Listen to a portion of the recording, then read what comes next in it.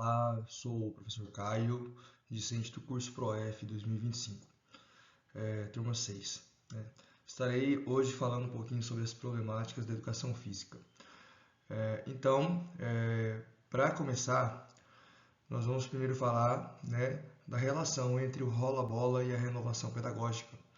Né? Então, nós temos que ter consciência, primeiro, das categorias de atuação. Né? E quais são essas categorias de atuação?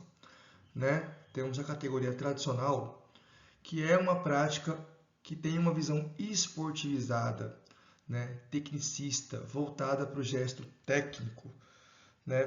Tem uma ênfase, ela tem ênfase nas habilidades, nos esportes básicos, né? O que nós chamamos de quarteto fantástico, né?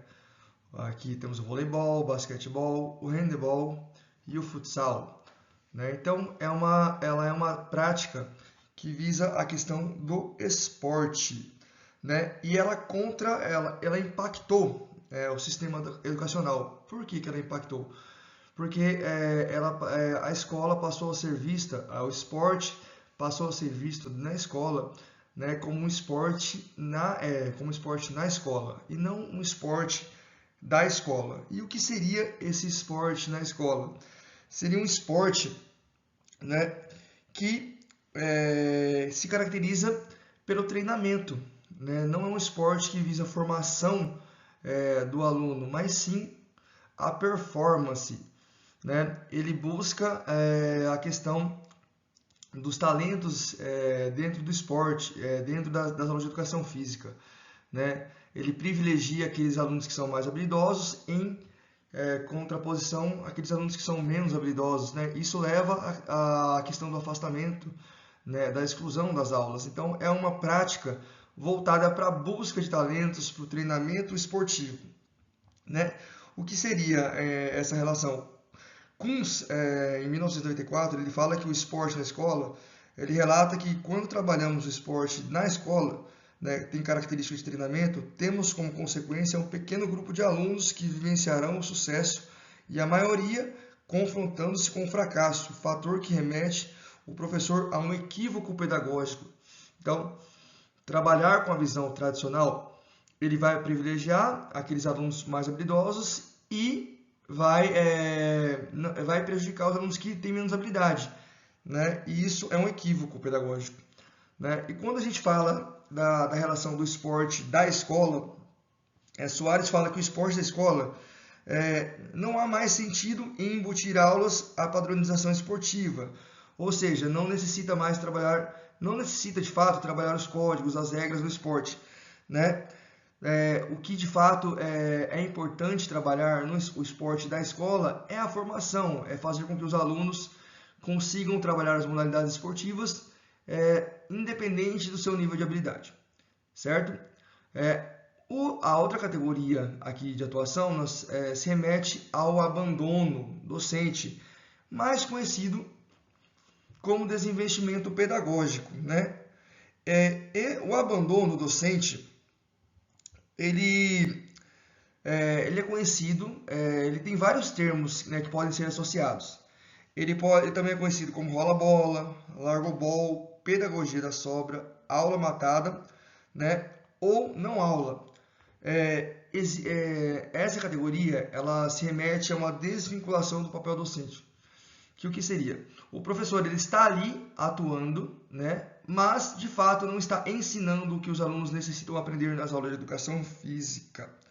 Né? Então, o professor ele se desvincula do seu papel docente, ele não se importa mais em ensinar, ele está ali só por estar, e não pelo prazer de realizar as aulas.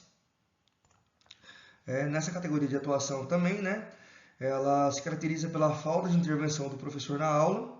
Né? As meninas são menos participativas, né, porque elas temem se expor nas aulas, e os professores o professor não tem grande pretensão, né, de ensinar. Os alunos eles se auto-organizam nas atividades, ou seja, não é o professor que dita as regras da aula, e sim os alunos, de preferência os meninos. Né? Então, é uma problemática que deve ser revista pelo professor. A próxima categoria de atuação, né, se remete às práticas inovadoras, né, aqui, onde ele se caracteriza pelo ensino específico, é fundamentada também dentro de um componente curricular, né, o professor ele tenta renovar, ensinar de uma forma diferenciada, né? Mas o que acontece dentro desse ensino renovador, né? Nós temos que analisar que esse ensino ele também ele se caracteriza por 4 dimensões, né? As dimensões desse ensino são a transformação da área, né? Que é a questão da insegurança diante das mudanças. O professor ele se depara com um novo e aí para ele é algo nebuloso. Então, o professor que antes sabia alguma coisa, ele precisa se reinventar, ele precisa estudar mais, ele precisa se capacitar, porque as mudanças elas surgem e o professor precisa melhorar, se capacitar mais dentro do seu ensino, né? Temos também como dimensão as condições objetivas de trabalho, que vincula-se ao salário, ao tempo de planejar, acesso às experiências desse profissional, a infraestrutura, o número de escolas na qual esse professor trabalha, a quantidade de alunos e a estabilidade, né? Outra dimensão é a cultura escolar e a sua relação com a disciplina, que ela promove ou protege a autonomia. E a última dimensão, que são as disposições sociais do professor, né? Que é a questão social do professor mesmo, qual é a formação dele, correto? É importante salientar também, em relação às condições objetivas de trabalho, né, que essas transformações elas são vistas pelo professor de práticas inovadoras como uma abertura às novas possibilidades de sustentar a sua prática, né? Assim como também ter o respaldo como um respaldo maior para defender a educação física como parte do projeto escolar, né, e não como uma disciplina qualquer. Sobre a cultura também escolar, né, a cultura da escola de educação física, né, se refere-se à invisibilidade, né, do conhecimento, que a escola não reconhece o que se ensina na educação física e os professores renovadores se tornam invisíveis. O caráter funcional, que refere-se ao professor do abandono, é visto como útil e o professor renovador não é valorizado. E a hierarquia dos saberes, né, que remete-se à educação física ser inferiorizada no currículo, né? É difícil a dificuldade de inserir ela dentro do projeto educacional, correto? Então, partindo para a próxima problemática, a relação do ensinar a fazer e ensinar sobre o fazer, né? Vamos discutir um pouquinho mais sobre isso, que se refere à questão da relação teoria e prática, né? É preciso ter o acesso à contextualização, né? A cultura corporal de movimento ela é tida como um conteúdo nessa problemática e não somente o esporte ou o lazer, né? É preciso que o professor ensine a cultura corporal de movimento como um todo, outras práticas para enriquecer o conhecimento do aluno, né? O objetivo da educação física ela vai além do ensinar a fazer, né? E aí, Betti, 1989, ele encerra essa ambiguidade da educação física, porque ele fala o seguinte, que o saber conceitual ele já engloba o saber fazer e o saber sobre esse fazer, né? Existem algumas críticas também à tradição, né? Castellano e Filho ele dá um exemplo, em 1993, quando ele fala que no seu tempo de formação as aulas eram focadas no gesto esportivo, sem reflexão. A formação dos professores era centrada no saber jogar e não no compreender sobre esse jogo, né? Era o saber fazer e não o saber sobre esse fazer. Sobre os movimentos renovadores, nós temos que entender o seguinte, que eles questiona-se o paradigma da educação física, paradigma da adaptação física e esportiva, né?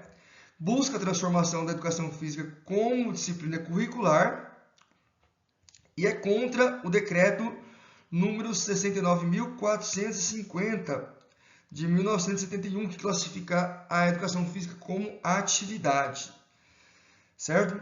A educação física, ela tem que ser vista como componente curricular, garantindo o direito de compreender o porquê das práticas, tendo como objetivo contextualizar, refletir e relacionar socialmente, e o ensino vai além do gesto, ele vai atuar na formação cidadã. Né? E como contribuições teóricas, nós temos Darido, 2013, que fala sobre o aprender práticas corporais com múltiplos eixos, né? A aprendizagem significativa. A BNCC fala sobre a vivência ser um tipo único de conhecimento e não apenas um meio.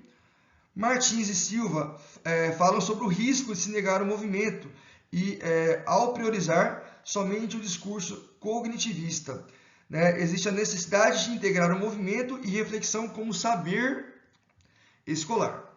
Né? Bom, partindo para a próxima problemática, falaremos agora dos aspectos legais. Né? Então, entraremos na evolução histórica da educação física, né? Partindo de 1961 até 2003. Né? Então, em 1961, com a Lei 4.024, surgiu a primeira LDB, né? Onde a educação física se tornou obrigatória nos cursos primário e médio para alunos até 18 anos. Em 1971, com a Lei 5.692, a educação física se tornou obrigatória em todos os níveis. Só que a prática se tornou facultativa em casos específicos. E quais seriam esses casos? Pessoas que trabalhassem acima de 6 horas e estudassem à noite, maiores de 30 anos, que prestassem serviço militar ou fossem incapacitados fisicamente. Né? E aí, existem algumas críticas a essa lei. Né? Por quê? Remete-se à concepção da educação física funcionalista, voltada para o mercado de trabalho. Né? Segundo Castellano Filho, 1998, aqui, as atividades não exigiam reflexão nem conceitualização. Em 96, com a Lei 9394, surgiu uma nova LDB. Né? No artigo 26, parágrafo 3, a educação física se tornou componente curricular da educação básica, integrada à proposta pedagógica, ajustada às faixas etárias e condições escolares e facultativa no ensino noturno. Né? Houve alterações importantes de 2001 a 2003. Né? Em 2001, foi incluído o termo obrigatório, né? Que reforçava a exigência legal da educação física. Em 2003, né, com a Lei 10.793, especificou as exceções à obrigatoriedade, facultatividade da prática, né, para trabalhadores acima de 6 horas, maiores de 30 anos, quem prestasse serviço militar, pessoas com prole ou incapacitados fisicamente, né, pelo decreto 1044 de 1969. Né? E existe uma controvérsia, né, sobre, baseado nas leis, sobre essa facultatividade. É da aula ou da prática? Se a facultatividade for sobre a prática, o aluno, mesmo impossibilitado de realizar tal atividade, por ser movimento, ele precisa estar na aula para poder absorver os conhecimentos que estão sendo adquiridos naquela aula. Então, ele tem que estar presente na aula, mesmo não podendo realizar as práticas. Existe uma crítica, né, a essa lei 10.793, né? Venâncio Silva e Venâncio 2005, eles falam sobre a retomada da lógica biologicista da educação física. Então, eles falam que há um retrocesso dessa concepção.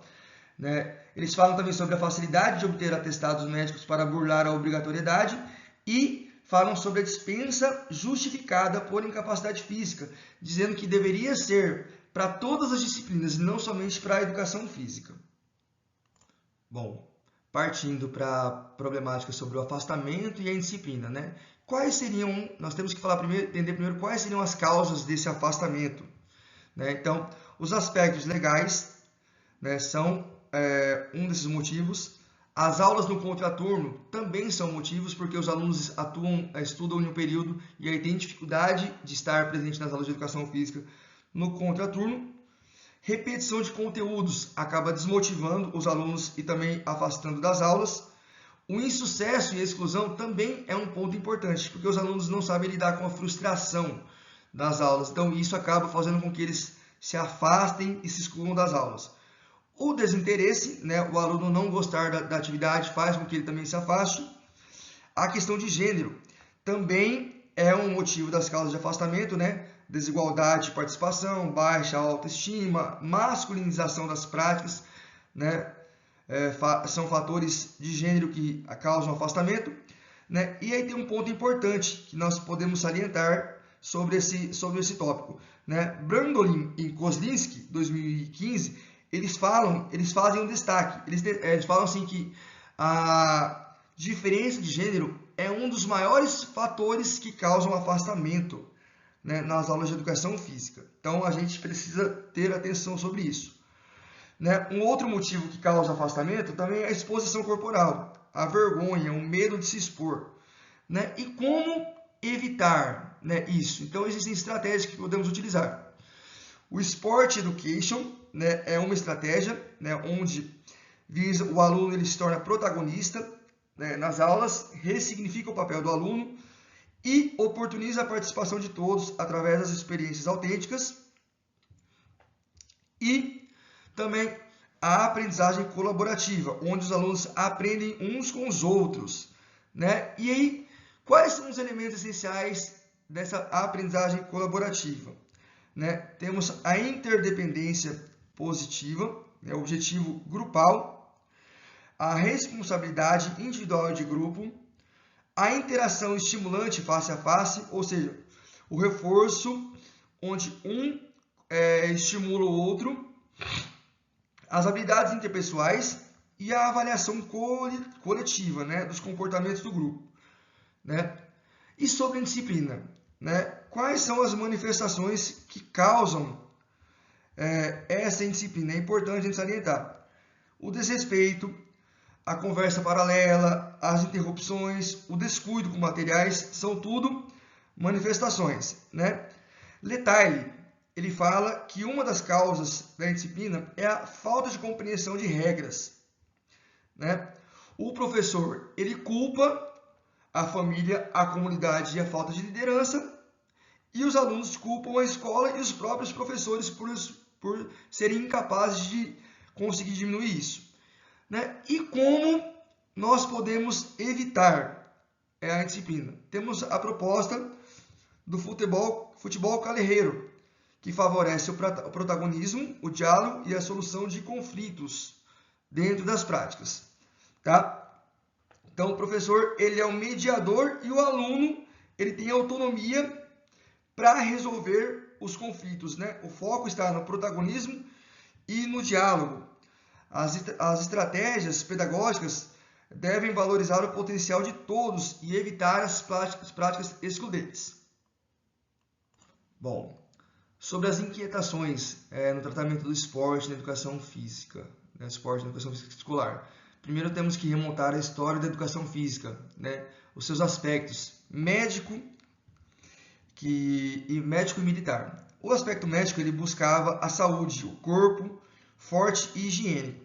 E o aspecto militar, ele buscava preparar o corpo para os enfrentamentos, né? A questão do nacionalismo, patriotismo. Ambos eram alicerçados em padrões biológicos. Né? E qual o propósito disso? Fortalecimento do corpo. Né? Aí, sobre o ensino do esporte, nós temos que remontar a questão do método da educação física desportiva generalizada, de Auguste Listello, que era o defensor do esporte. Né? O que é importante falar sobre isso? Dentro desse método, o ensino dos esportes se concentrava nos movimentos e gestos técnicos das modalidades esportivas. Certo?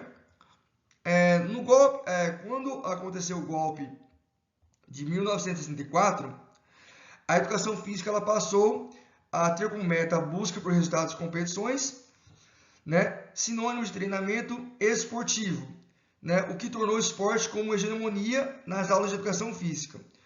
Né, fatores que tornaram o esporte como hegemonia. Né, quais eram os fatores? Aqui. os propósitos da educação física escolar, né, o resgate dos objetivos da escola, oportunizar diversas práticas,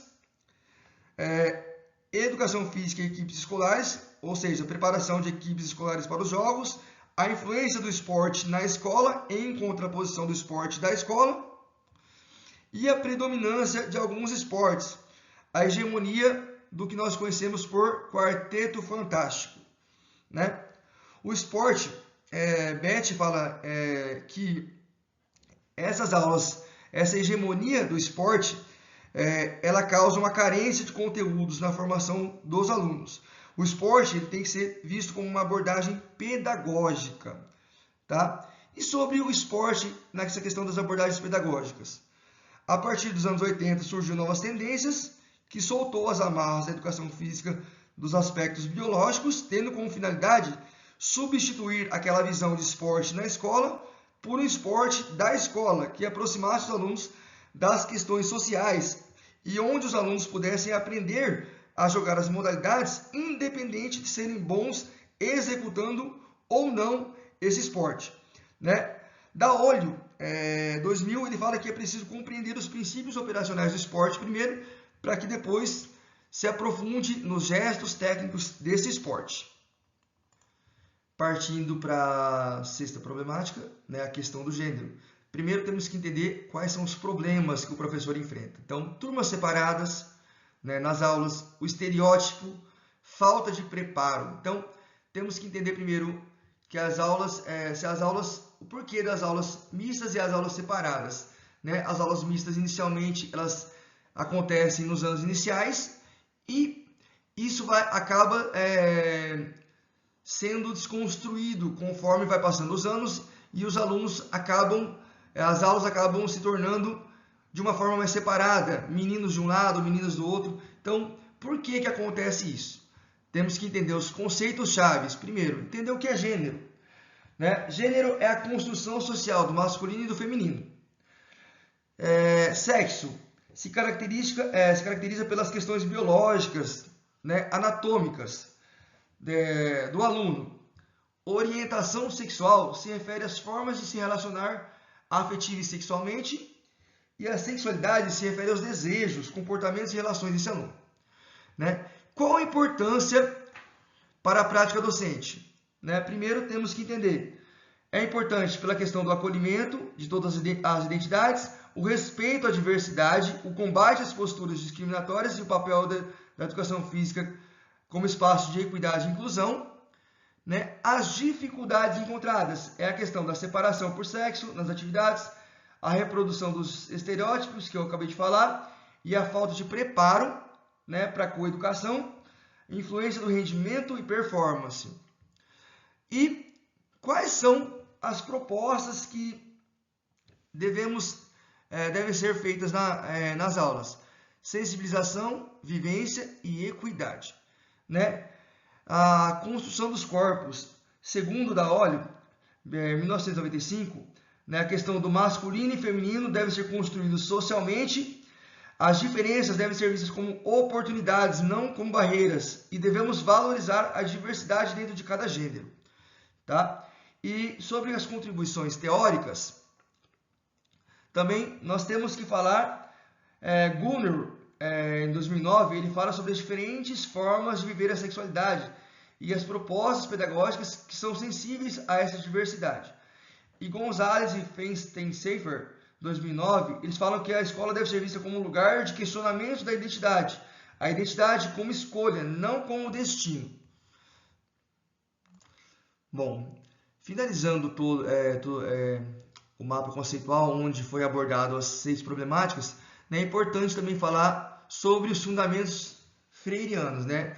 Porque as ideias de Freire corroboram com a ideia de solução para essas problemáticas, né? É preciso compreender o diálogo como solução dessas problemáticas, né? A conscientização crítica e a educação libertadora e problematizadora como prática, que é o que diz Freire, né? Freire também é crítico à educação bancária, onde o professor deposita o ensino e o aluno somente absorve. Para Freire, essa educação libertadora, problematizadora, ele tem como objetivo humanizar, transformar, co-criar o conhecimento, onde professor e aluno trabalham de forma conjunta, né?